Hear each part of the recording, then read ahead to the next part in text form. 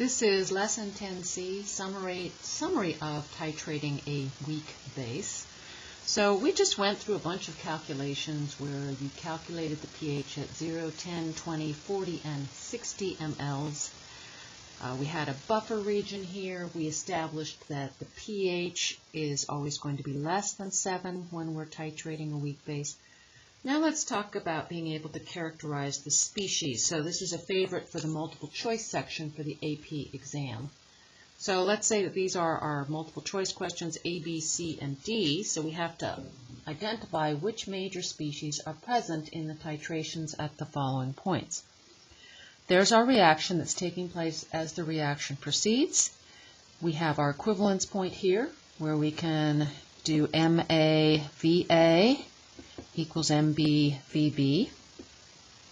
Our half equivalence point is where we know that pH is equal to pKa, so we can just read that directly off the pH. So we start off initially with almost pure RNH2. We have established that at C, the reaction has gone to completion. Let me put a plus up here. So what we have primarily at C, our major species is RNH3+, whatever that is. At point B, which is midway between these two, our half equivalence point, we have that the concentration of RNH2 is going to be equal to the concentration of RNH3+ at our half equivalence point. Once we get past the equivalence point, the amount of RNH3 stays constant, and then the more we add, the more the more hydronium ion we have. So at this point we'll also have H+.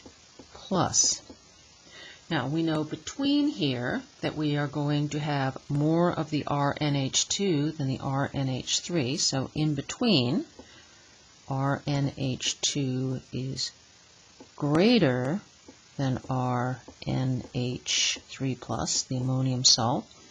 And between B and C, we're going to have the RNH2 is less than the amount of the ammonium salt. Okay, one more thing we can add here as we go past this point, we have excess H+. Okay, so there's your summary of titrating a weak base